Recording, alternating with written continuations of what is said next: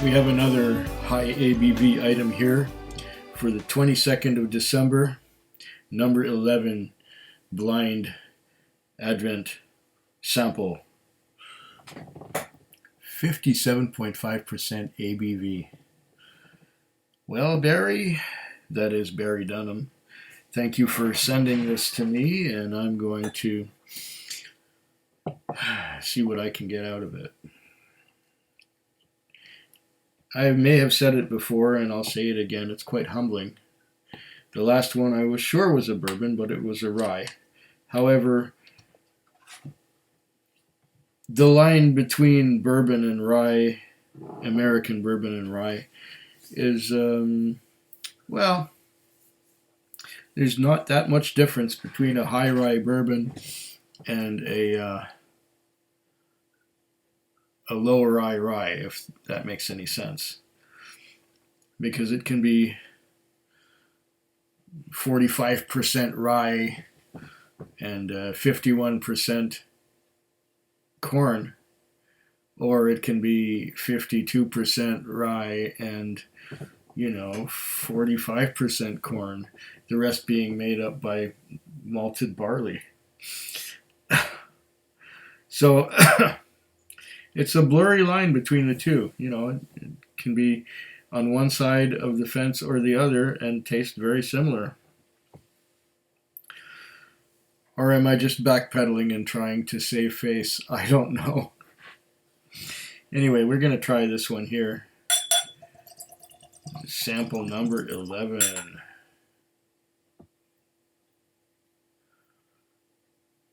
Barry gave me a clue as to one of these whiskeys. Now it can be this one here, the one at 57.5%, or it can be this one, number 12, at a questionable alcohol by volume content. So I don't know. We'll see.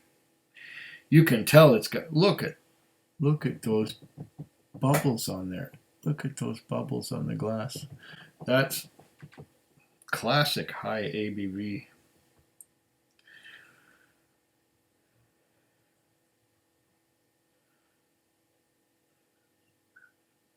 Not terribly viscous, sheeting action, and trails of tiny droplets.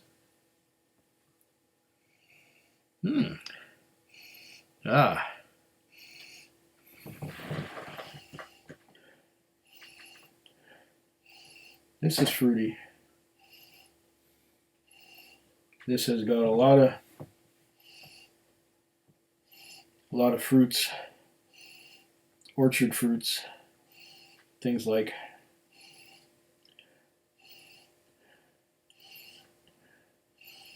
pears and apricots and apples, some orange as well. Very fruity whiskey. I would not be surprised if this is a single malt scotch, finished in a wine cask of some kind.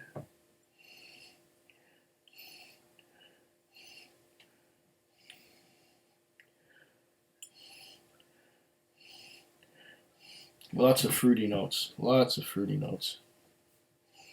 That the fruitiness is like an overcoat. It's covering up everything. I wouldn't go so far as to say it's a sherry cask. But it could be a combination of ex-bourbon, ex-sherry, could be a French oak Limousin cask.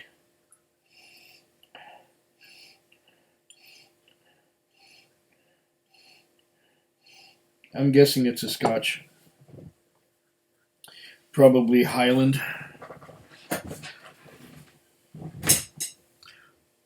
I could be off though. I'm just guessing.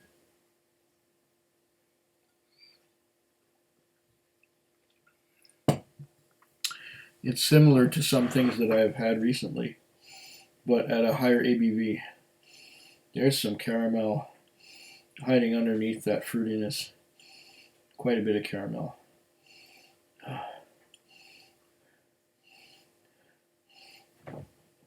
So it's probably finished in wine cask of some kind, but aged primarily in ex-bourbon or first fill ex-bourbon.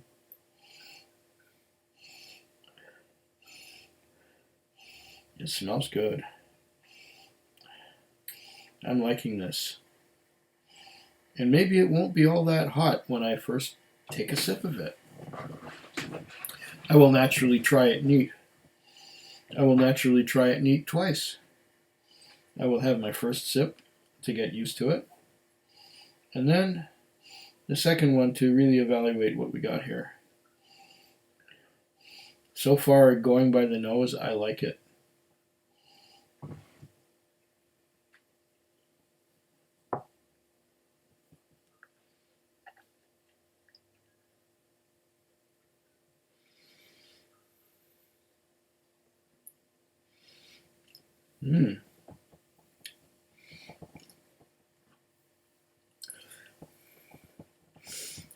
That is good. That is very good as is. A little on the warm side though. You know the alcohol is there. But there are enough other flavors happening to make this a pleasant experience. It needs water.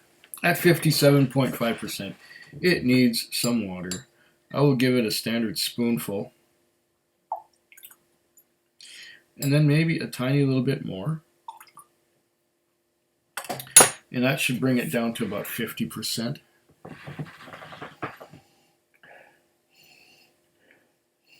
The nose once again, fruity.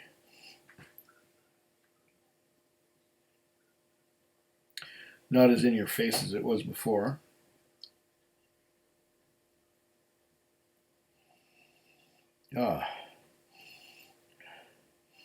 There's our orchard fruits again. There's a little bit of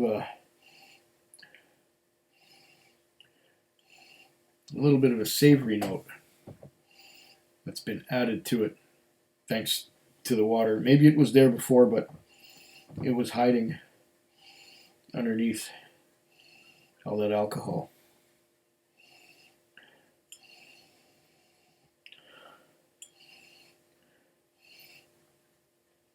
The water didn't do it any favors on the nose. I was getting more fruitiness and vanilla before I added the water. At 57.5%, it should be able to take a spoon. I don't think I drowned it. But now the nose is watered down compared to what it was. Hopefully the palate will be all right. Let's try.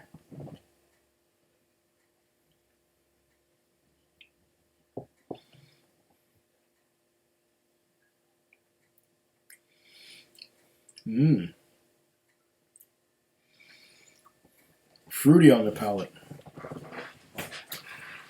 Fruity. Orchard fruits. Still a little bit of an alcohol bite happening on the side of my tongue.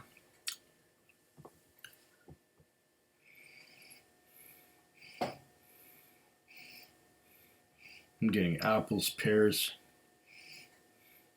touch of cinnamon,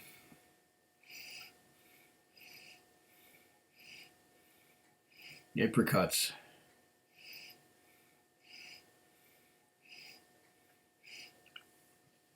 A little bit of apple, but only a hint.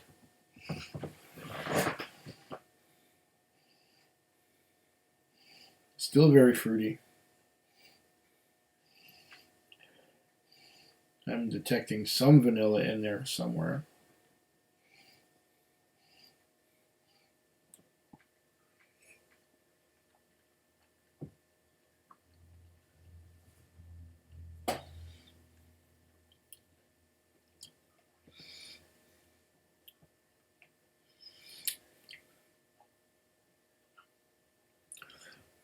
It's nice. It's nice. It's strong. It's just right with a spoon and a bit of water.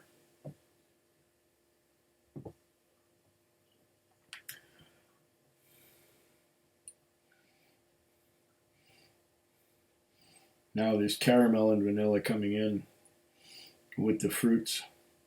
The fruits are moving aside. The fruitiness is moving aside a little bit, letting the caramel and vanilla come forward on the nose, at least. That's a good sign. It changes as it goes. It's evolving. It's maybe getting used to the shock of adding water to it. It's coating the inside of my mouth with fruitiness all over. And now caramel and vanilla as well as the fruit. Now it's balanced. Good sign that it changes and evolves as it goes along.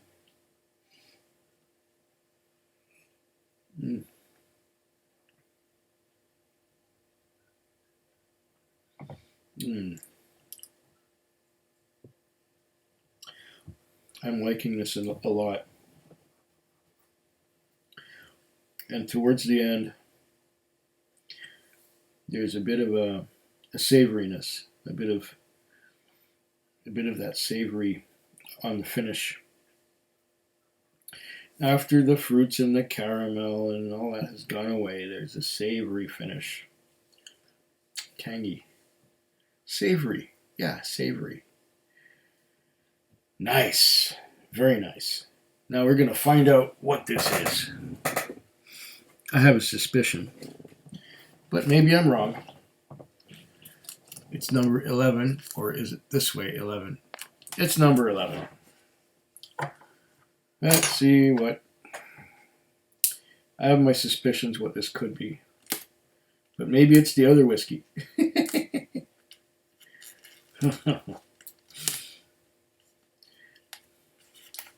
The one with the questionable ABV could be something that he blended himself. Then, in that regard, that's why he wouldn't know what the ABV is. Maybe he blended different things with different ABVs and came out with this as a result.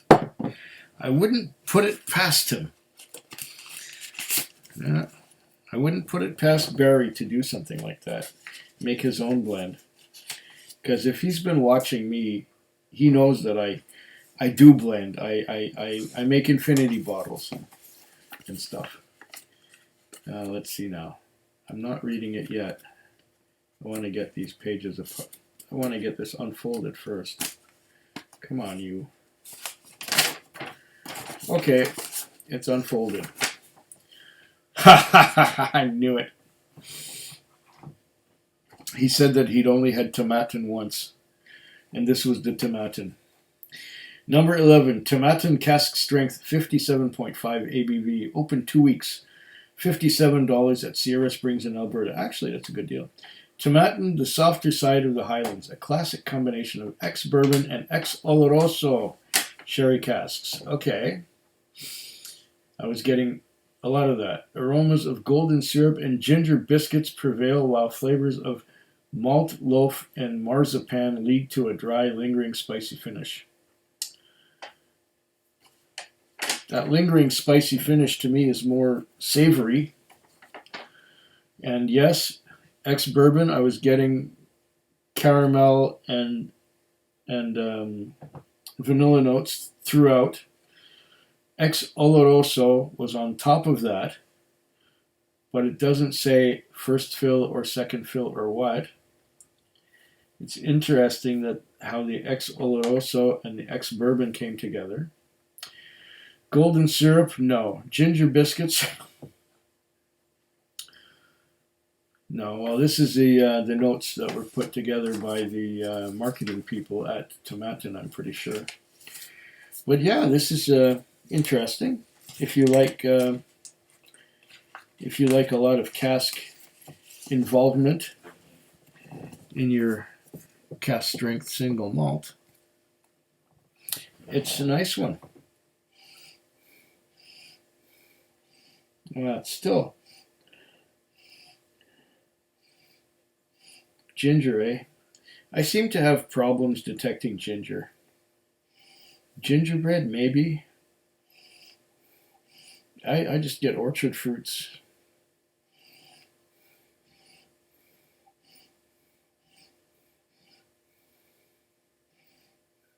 And their spicy is my savory. That could also be a product of what I had before this. Either way, I like this cask strength Tomatin.